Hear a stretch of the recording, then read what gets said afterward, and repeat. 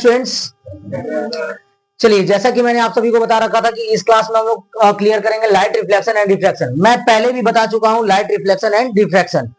Complete करना अच्छा से, है ना सिमी?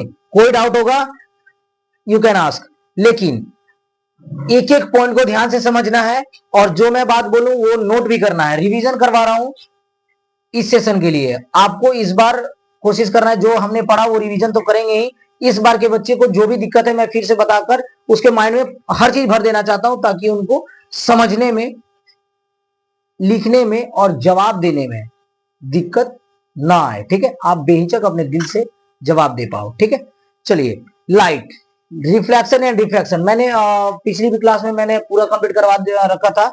उसमें भी मैंने बताया था we see a variety of objects in the world around us. जो भी चीज हम लोग अपने अराउंड में देख पाते हैं वो किसके कारण?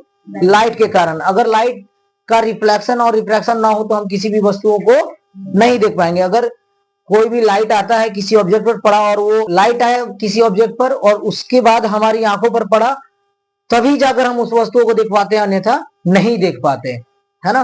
किसी भी अगर मान लीजिए मैं एक अंधेरे कमरे में हूं और लाइट केवल उस पर है, पूरा अंधेरा कमरा है, तो वो चीज मुझे दिखाई देगा, ना कि उस चीज को मैं दिखाई दूंगा, है ना? ऐसा होता है। चलिए, an object reflects light that falls on it. This reflected light when received by our eyes enables us to see things। वही जो मैंने अभी बताया, we are able to see through a transparent medium as light is transmitted through it। there are a number of common wonderful phenomena associated with light। चलिए whatever, reflection of light समझते हैं। Reflection of light क्या है? जो आया और चला गया, रिफ्लेक्ट किया किसी भी ये से। जैसे मान लीजिए ये ऑब्जेक्ट, ये ये बताइए ओपेक है, ट्रांसपेरेंट है या क्या है ना? क्योंकि ये आर पार नहीं हो सकता है। ये आएगा लाइट और टकराकर आपकी आंखों तक जा रहा है, इसलिए आप इसको देख पा रहे हो। अगर ये लाइट आता और आर पर चला जाता तो क्या आप देख पाते? नहीं देख पाते। जहां पर टकराकर आता वहां की वस्तुओं को आप देख पाते हैं। ठीक है, वैसा जैसे पानी में लाइट आता तो है, लेकिन क्या आप समुद्र के पानी में अंदर झांक पाते हैं? नहीं। जहां तक लाइट आया वहीं तक आप देख पाए, जहां तक लाइट आकर रिफ्लेक्ट किया वहीं तक आप देख पाए, उसके अंदर नहीं देख पाए। क्योंकि जब आप रिफ्रैक्शन पढ़ रहे होंगे तो उसमें आपने देखा होगा कि मान लीजिए ये मीडियम जो है, मीडियम 2, ये वाटर है। ये जो लाइट आया, ये जो लाइट आया हमारा, ये लाइट आया और ये फर्स्ट मीडियम ये एयर था, सेकंड मीडियम वाटर था, और ये जब आया और फिर ये क्या हो जाएगा अंदर में? क्या हो जाएगा जल्दी बताइए? ये पास आ जाएगा, हाँ। और जब बाहर निकलेगा तो क्या हो जाएगा? फिर ये इससे दूर हो जाएगा, है ना? ऐसा इस लंब से, ये जो परपेंडिकुलर है इससे दूर हो जाएगा। ये केस याद रखिएगा, ये आपके एग्जाम में पूछे जाएंगे, नो डाउट। ठीक है, नो डाउट। एक एक पॉइंट को ध्यान में रखना है। ये आपका मीडियम 1 हो गया, ये मीडियम 2 हो गया। ठीक है, और मीडियम 1 2 एयर और वाटर ही नहीं, कुछ भी हो सकता है। जैसे कि एक और 2 ऑप्शन है ना, मीडियम 2 का ग्लास, गुड, है ना? वैसा भी। चलिए, ये चीज समझ गए। स्फेरिकल मिरर, स्फेरिकल मिरर कितने प्रकार के होते हैं? कौन कौन से? प्लीज वेट, कौन कौन से? बोलिए बोलिए बोलिए। स्फेरिकल मिरर कितने प्रकार के होते हैं? और मिरर कितने प्रकार के होते हैं? कौन कौन से? चलिए फिर से एक बार रिवीजन में चलते हैं। मिरर 2 प्रकार के होते हैं, कौन कौन से? प्लेन मिरर और बहुत सुंदर स्फेरिकल मिरर। अब स्फेरिकल मिरर कितने प्रकार के होते हैं? कौन कौन से? कॉनकेव और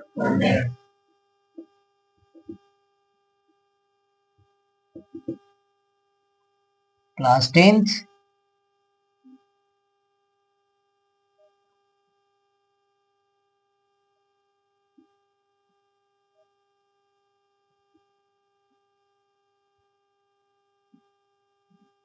चलिए, तो मिरर 2 प्रकार के होते हैं, plane mirror, spherical mirror. Plane mirror होता है, स्फेरिकल मिरर जो होता है वो ऐसा होता है कि स्फेरिकल मिरर भी पता चल रहा है कि सर गोले वाला। सर गोले में कॉनकेव मिरर और कॉन्वेक्स मिरर। कॉनकेव मिरर बोले तो सर क्या, कि सर जिसमें जो धंसा हुआ भाग है ये मिरर है ना? इधर हम लोग देखेंगे। और कॉन्वेक्स मिरर में क्या होता है सर कि ये वाला भाग पेंटेड रहेगा। पेंटेड रहेगा मतलब क्या, पीछे से कोई रैपर वगैरह लगाया रहेगा, कुछ कलाई किया रहेगा ताकि इधर लाइट क्या हो, रिफ्रैक्ट ना हो, मतलब आर पार ना हो जाए। अगर आर पार हो जाएगा तो फिर तो वो ग्लास हो गया, तो फिर हम चेहरा देखेंगे कैसे। तो लाइट आएगा और रिफ्लेक्ट करेगा, तो जब रिफ्लेक्ट करेगा हमारे चेहरे पर तब हम अपना चेहरा देख पाएंगे उसमें, है ना। जब हम मिरर लेते हैं लाइट आता है उस पर, वो रिफ्लेक्ट करता है हमारे चेहरे पर और तब जाकर चेहरे पर आता है तो चेहरा वहां बनता है, तब फिर हम देख पाते हैं। ठीक है, पहला चीज ये हो गया। और कॉनकेव मिरर में इधर वाला पोर्शन में हम देखते हैं, इसका नाम रख दीजिए एम एन, मतलब यहीं तक है। ये रख दीजिए एम और एन, मतलब यहीं तक है। ये लाइट आया और इधर चला गया। ठीक है, ऐसा कंडीशन में ये है कॉन्वेक्स मिरर, ये है कॉनकेव मिरर। कॉनकेव मिरर को हिंदी में बोलते हैं अवतल दर्पण, और इसको बोलते हैं उत्तल दर्पण। ठीक है, उत्तल दर्पण, हिंदी इंग्लिश मीडियम दोनों पढ़ सकते हैं, नो डाउट। उत्तल दर्पण, मिरर को बोलते हैं दर्पण। दर्पण बोले तो शीशा, है ना, हम लोग घर में भी बोलते हैं। प्लेन मिरर मतलब प्लेन मिरर, स्फेरिकल मिरर मतलब गोलीय दर्पण। कैसा दर्पण, गोलीय दर्पण। सॉरी, गोलीय दर्पण। ठीक है, गोलीय दर्पण, गोलीय दर्पण। फिर आया अवतल दर्पण, उत्तल दर्पण। इसी तरह लेंस की बात करेंगे तो कितने प्रकार के लेंस होते हैं, दो। कौन कौन से, कॉनकेव लेंस और कॉन्वेक्स लेंस, नो डाउट। ठीक है, ये चीज, किसी भी चीज को टेंशन लेकर नहीं पढ़ना है, आराम से पढ़ना है बिना किसी हेजिटेशन का। अब सर आता है मिरर। अब लाइट आ रहा है सर, तो लाइट आ रहा है तो रिफ्लेक्ट भी करेगा, और रिफ्लेक्ट करेगा तो रिफ्लेक्ट करने का क्या क्या नियम है सर। सर रिफ्लेक्ट तो सर वहां से भी सर हम बाहर की वस्तुओं को भी देख पा रहे हैं, कैसे सर, यहां से तो सर हम दूर भी देख पा रहे हैं, वो कैसे सर, यहां से अगर मोड़ तक, अगर बारी मोड़ तक खाली हो तो आप बारी मोड़ भी देख पाओगे, तो कैसे, तो वहां तो सर उतना दूर से कोई चीज कैसे रिफ्लेक्ट कर सकता है, तो मतलब वो कहां पर है। तो अब वही चीज अभी हम लोग जानेंगे, और आप लोग जानते भी हो। हालांकि अगर मान लीजिए कि ये ऐसे है, पेंटेड है, इधर से लाइट आ रहा है, ये मेन लाइन हुआ। मेन लाइन से जो अगर मान लीजिए कि जैसा कि मैंने बताया कि ये क्या होता है, ये जो आधा दूरी होता है इसको क्या बोलते हैं हम लोग, एफ, फोकस। और इसी का दोगुना सी, सेंटर, जो कि इस गोले का सेंटर है, देख रहे हो, इस गोले का सेंटर होता है वो, मतलब इस गोले का ये बड़ा होगा और ये और बड़ा होगा, इस गोले का सेंटर है ये मत, इसको सेंटर मत समझ लीजिएगा, है ना, इसको सेंटर नहीं समझ लीजिएगा। ये इस गोले का सेंटर ये है ना, मतलब ये ऐसा, ये भली ये इसका आधा है, इसका आधा है, लेकिन ये जो सी है वो इसका, ये दोनों का आधा है, मतलब ये बांट रहा है दोनों को आधा आधा में, हाँ। जो कि एक बड़े वाले का क्या होता है, बड़े वाले का यहाँ से यहाँ अगर देखा जाए तो आधा आर, और पूरा देखा जाए तो डी। तो मतलब यहाँ से यहाँ तक की दूरी को हम क्या बोल सकते हैं, आर। तो ये कहा जाए कि सेंटर से और इसकी बीच की दूरी को क्या बोलते हैं, आर। समझ में आ रहा है, यही हम लोग लिखते हैं आर। चलिए R equal to F by two, F by R equal to 2f ना, क्योंकि आर जो है वो क्या है, पूरा आर, मतलब ये अगर यहां से यहां तक की दूरी स्मॉल एफ है तो यहां से यहां तक की भी दूरी स्मॉल एफ होगा, क्योंकि ये तो बीच में है, हा? तो जब बीच में है तो स्मॉल एफ 2f, और ये 2f किसके बराबर में है, आर के बराबर है सर। और इसी से फॉर्मूला बन जाता है small F equal to R by, no doubt, है ना। लेकिन ये सी को देखा जाए तो ये आर है, और ये पूरा देखा जाए तो ये जो गोले का भाग है वो पूरा डी, ये पूरा सी, है ना, ऐसा। चलिए चलिए वेट, तो यहां तक किसी बच्चे को कोई डाउट। चलिए नेक्स्ट, अब स्फेरिकल मिरर समझ गए। अब एक बात समझिए,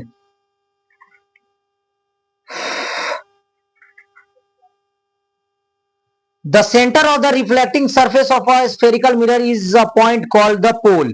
जहां पर लाइट रिफ्लेक्ट करता है, जिस पॉइंट पर आता है जो ये पर, वो क्या होता है, pole. It lies on the surface of the mirror, और ये कहां होता है, मिरर के सरफेस पर होता है। The pole is usually represented by the P से, कैपिटल पी से इसको डिनोट करते हैं। The reflecting surface of a spherical mirror forms a part of sphere, sphere का पार्ट है, as we know this sphere has a centre, और sphere का centre होता है, जैसा कि मैंने आप लोगों को पहले ही बता दिया, नो डाउट।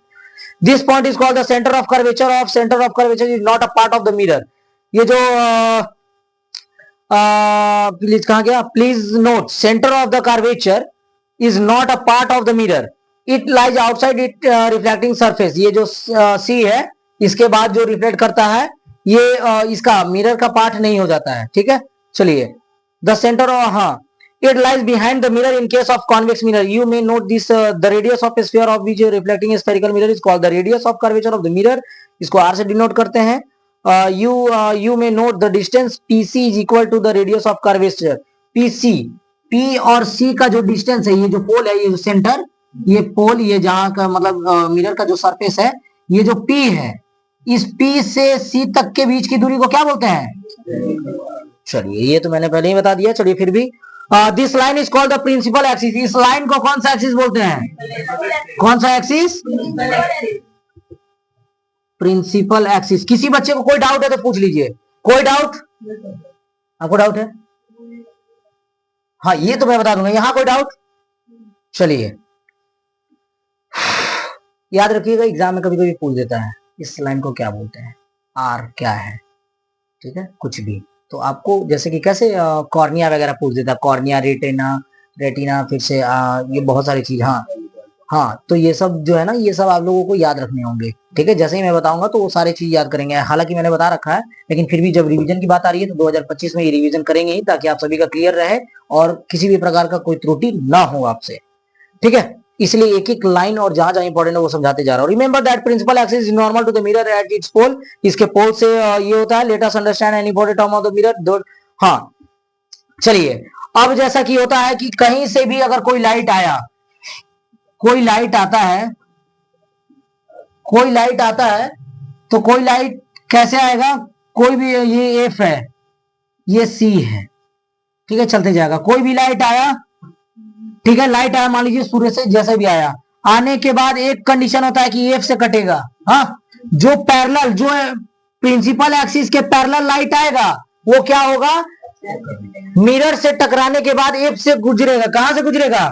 इसको रट लीजिए, क्योंकि जो बनाते हैं ना वो फिगर, तो फिगर बनाने में इसका सबसे बड़ा रोल होता है। दो कंडीशन में आपको काटने होंगे, दो टर्म लेने होंगे, दो रूल रेगुलेशन लेने होंगे, काटने के नियम, और उन दोनों को काटने के बाद जहां कटेगी वही बिंदु पर वो इमेज बनेगा, है ना। जो ऑब्जेक्ट रखते हैं उसका जो छाया प्रति बनता है, जो हमारा जो परछाई बनता है, परछाई, इमेज, उसी को बोलते हैं इमेज, परछाई, छाया। पेड़ का जो छाया बनता है, धूप इधर आ गया तो इधर बना, क्यों बना सर? तो कितना बीच का ये है, लाइट आया, कैसे बना? सी पर इसको मान लें कि पी पर माने, पी और एफ से बीच की दूरी कितनी है, तो इसका कितना बना? तो अच्छा, जब ये उतना दूरी पे है तो ये यहां बनेगा, ऐसा समझेंगे, है ना। समझिएगा सागर, बहुत सही चीज बता रहा हूं। अगर ये समझ गया तो बनाने में दिक्कतें नहीं आएंगी, नहीं तो अगर आज नहीं समझ पाए तो कभी नहीं समझ पाओगे। बात समझिएगा। अगर कोई भी ऑब्जेक्ट, मान लीजिए ऑब्जेक्ट कोई भी और किसी भी प्रकार का ऑब्जेक्ट है, अगर मान लीजिए यहीं पर ऑब्जेक्ट है, तो यहां से एक जो पैरेलल जाएगा, इस प्रिंसिपल एक्सिस के पैरेलल पहले लाइट को भेजेंगे, तो टकराने के बाद कहां से गुजरेगा? और ये दिखाना भी है कि सर यहां से गया और टकरा कर सर फिर चला गया। हाँ, दूसरा कंडीशन, अगर यहाँ ऑब्जेक्ट है तो ये टकराने के बाद अगर मान लीजिए एफ से गुजर रहे हैं तो क्या हो जाएगा? पैरेलल हो जाएगा। अगर एफ से गुजरा तो पैरेलल हो जाएगा, और पैरेलल गुजरा तो एफ से हो जाएगा। कोई डाउट? और जहां पर ये दोनों पॉइंट कटेगा, कहां कटा? यहां कटा, तो जहां कटेगा यहीं पर ऑब्जेक्ट इमेज जो है, ऑब्जेक्ट का इमेज वो वहां बनेगा। कोई डाउट? फिर समझिए कि जो पैरेलल गया फिर कटा, एफ से गुजरा, फिर अगर मान लीजिए उसी ऑब्जेक्ट को अगर एफ से, अगर मान लीजिए यहाँ रहेगा तो क्या वो एफ से जा पाएगा क्या पीछे? नहीं ना, दिक्कत हो जाएगा। तो समझना भी है कि सर एफ से गुजरना, क्या गुजार पाना संभव है? बच्चे जबरदस्ती कर देते हैं, जबरदस्ती नहीं करना है, देखना भी है कि वो जा सकता है कि नहीं। तो अगर ये जैसे एफ से जा रहा था प्यार से, इसलिए मैंने भेज दिया, अब जाएगा ही नहीं। हमारे एफ ए पर रहता तो क्या एफ को एफ ए से भेज देंगे? क्या है संभव? भाई टकराना भी तो है, टकराएगा तो सर एफ से गुजरेगा, तो ये तो संभव हो गया, मान लिया जाए। लेकिन सर क्या फिर उसके बाद क्या एफ ए ऐसे करके भेज सकते हैं क्या? ये तो पॉसिबल नहीं है। तो इसके लिए दूसरा कंडीशन क्या करेंगे, फिर वो देखेंगे, ठीक है। तो जब अगर मान लीजिए कोई भी चीज एफ से जाता है तो फिर पैरेलल हो जाता है, याद रखिएगा। और ये दिखाना जरूर है कि हाँ सर ऐसे गया है, ठीक है, याद रहे। ये दो कंडीशन हो गए। तीसरा कंडीशन क्या कहता है कि, तीसरा कंडीशन कहता है अगर ये ऐसे है, ये एफ है और ये सी है, अगर कोई भी ऑब्जेक्ट अगर सी से जाता है, सी से, तो क्या होगा? फिर सी रास्ता से चला जाएगा और आ जाएगा, ऐसे दिखा दीजिए। मतलब सर आया और इधर ही सी से जाएगा तो सी से ही, सी से जाएगा तो 3 टर्म याद हो गए? कोई डाउट किसी को? यही आपको याद करने दिए जा रहे हैं। यहां पर देखिए पेज नंबर 160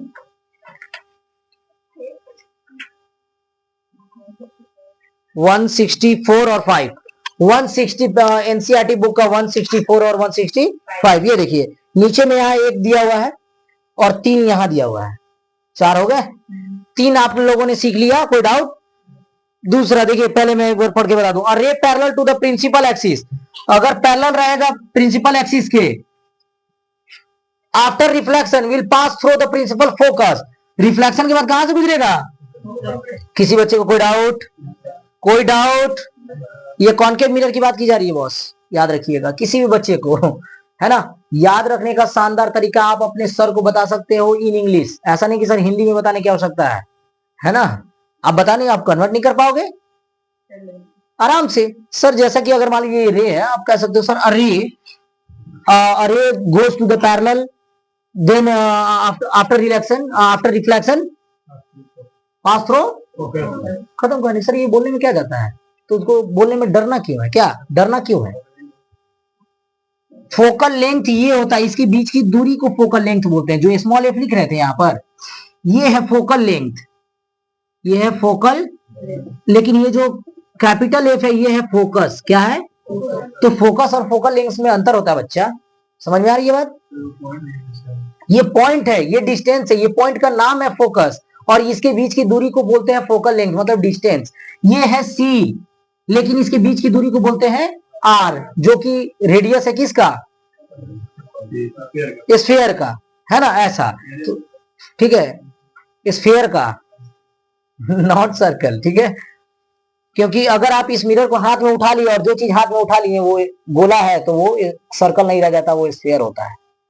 फुटबॉल, गेंद, जो भी है, अगर हाथ में उठा लिए तो क्या है? सिंपल सी बात है। अगर वो नीचे है तो सर्कल, है ना? ऐसा होता है। किसी बच्चे को डाउट? चलिए अब दूसरा पढ़ते हैं। Ray passing through the principal focus, जब वो फोकस से जाता है, प्रिंसिपल फोकस से जाता है, मतलब प्रिंसिपल के फोकस से जाता है, तो कॉनकेव मिरर और ray which is direct towards the principal focus on concave mirror, वो डायरेक्ट पैरेलल हो जाता है इसके प्रिंसिपल एक्सिस के। चलिए next, after relation will emerge parallel to the principal axis, principal axis के पैरेलल हो गया, कोई डाउट? 2 समझ गए। A ray passing through the centre of curvature of concave mirror or directly in the direction of the center of curvature of convex mirror after reflection is reflected back along the same path। अगर वो सी से जा रहा है तो सी से ही, हाँ, अगर वो सी से टकरा कर उधर गया, अगर मान लीजिए कोई ऑब्जेक्ट यहां पर था और वो सी से टकरा कर, हम देख पा रहे हैं कि सी से जा रहा है, तो पहला कंडीशन सी से गया सर, टकराया, और टकराने के बाद फिर से उधर ही चला गया, पहला कंडीशन। और दूसरा कंडीशन क्या सर? इसको पैरेलल भी तो भेज सकते हैं और एफ से गुजार सकते हो, और जहां बनेगा वही तो सर बनेगा इमेज। कोई डाउट? 2 कंडीशन तो मिल ही गया सर, हमको 2 कंडीशन चाहिए ना, तो हमको 3 कंडीशन याद है। 2 कंडीशन तो मैं कभी भी लगा दूंगा सर, कभी भी आंख बंद करके। किसी 2 कंडीशन तो होगा, या तो पैरेलल चला जाएगा, या तो फोकस से कट जाएगा, या तो सेंटर से गुजार देंगे। कोई डाउट? कभी भूलोगे जीवन में? किसी भी बच्चे को बताने की आवश्यकता पड़े, बेहिचक बताइए, ठीक है? भूलोगे सागर कभी? सिमी भूलना भी नहीं है क्या? फिर वहीं से उतना ही डिग्री का एंगल बनाते हुए कट जाएगा। इंसिडेंट रे और दोनों बराबर होते हैं, अभी पढ़ोगे आप, जब रूल पढ़ाऊंगा अभी तो देखोगे दोनों का 2-2 रूल होता है, रिफ्लेक्शन का भी रिफ्रैक्शन का भी। तो दोनों का 2-2 रूल में यही बताया जाता है। एक में रिफ्रैक्शन में sine I by sine R होता है, इसमें होता है angle I equal to angle R, मतलब angle of incident ray is equals to,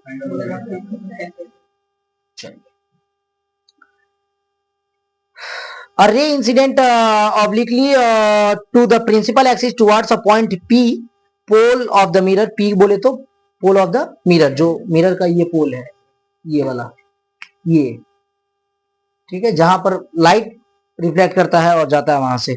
चलिए, pole of the mirror on the concave mirror, concave mirror की बात करें, convex mirror is reflected oblique the incident and reflected follow the law of reflection of the light, मतलब making equal angle of the. किसी बच्चे को कोई doubt? चलिए next, अब कॉनकेव मिरर समझ गए। कॉन्वेक्स मिरर में, हाँ, कॉनकेव मिरर में कहां कहां रखा जा सकता है?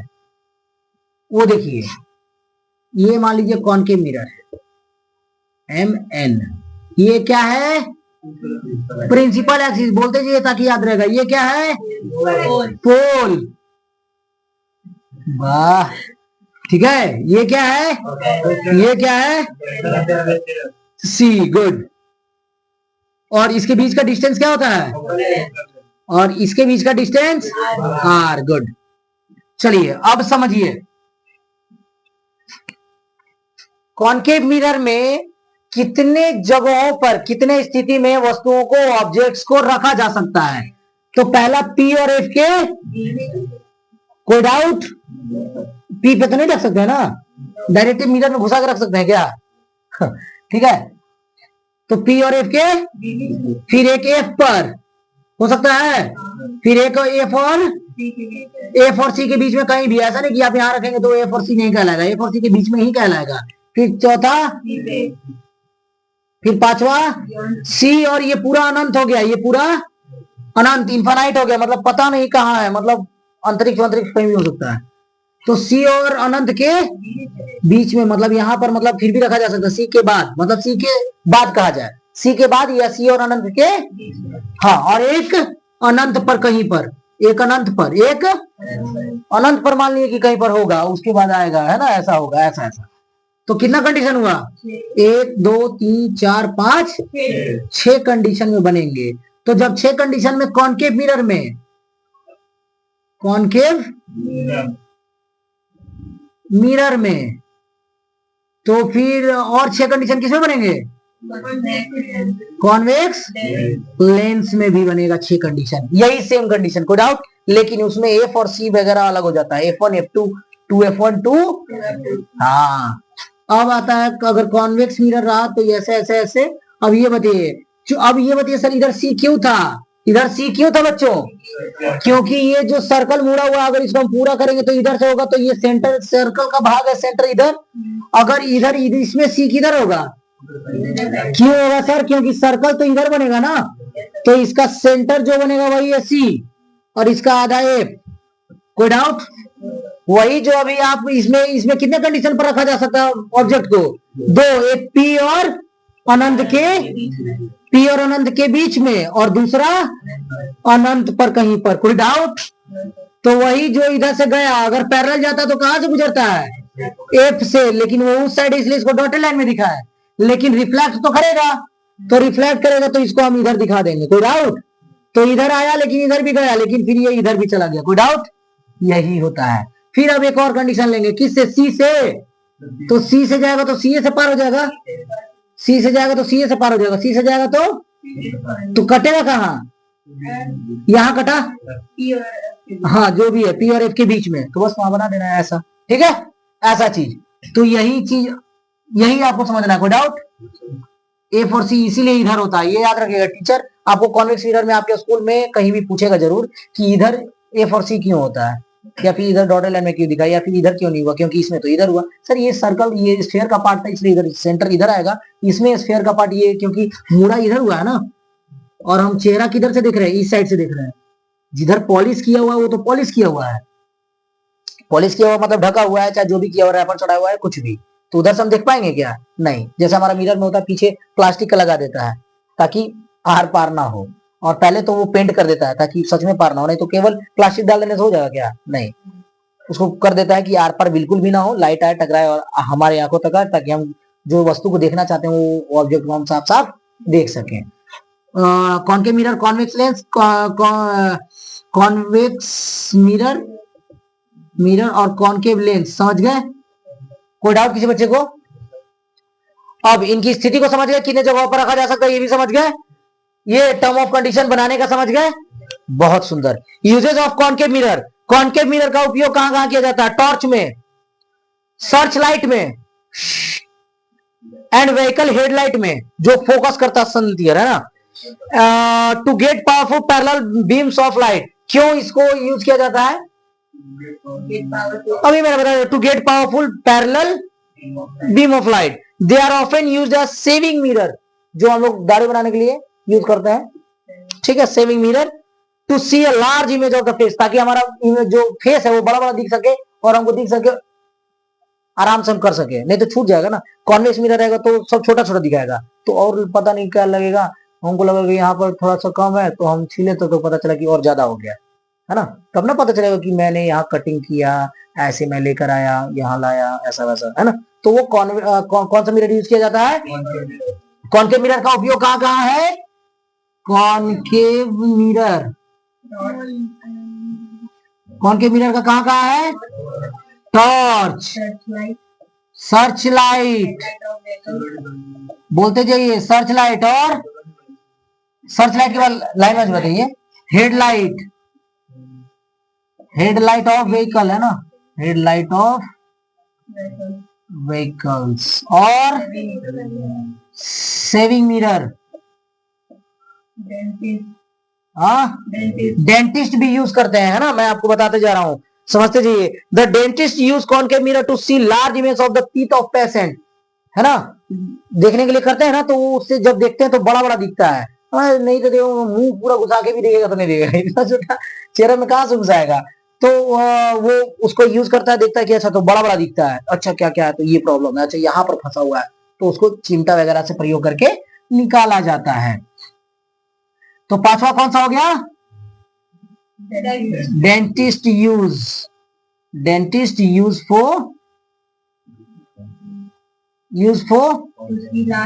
सी large image of the patient, मतलब जो प्रॉब्लम है उसका टू सी। फिर large concave mirror are use to concentrate sunlight to produce heat in solar furnace.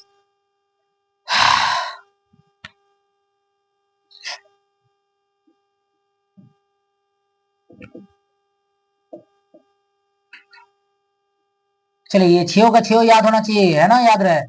आप सभी को मालूम है कि यहाँ पर कौन सा क्या क्या है, जो बच्चे लिख रहे हैं वो तो बहुत अच्छे से जान रहे हैं।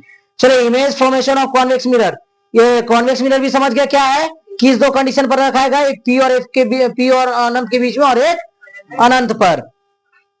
और इन दोनों कंडीशन में, इन दोनों कॉन्वेक्स मिरर में, बात समझिए, कॉन्वेक्स मिरर में हमेशा जो इमेज का साइज होता है वो कितना होता है? छोटा होता है, हमेशा कॉन्वेक्स मिरर में छोटा, जो हम लोग साइड में यूज करते हैं। चलिए, और हमेशा वर्चुअल, और हमेशा वर्चुअल, इरेक्ट और छोटा होता है, याद रखिएगा ये तीन कंडीशन। इसके अलावा जो भी होगा वो किस में होगा? No doubt.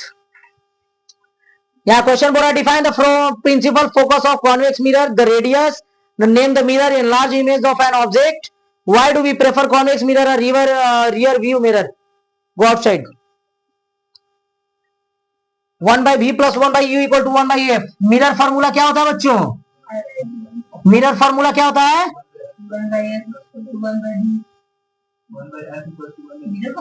हाँ, 1/f तो 1/v + 1/u = 1/f। ये f क्या है?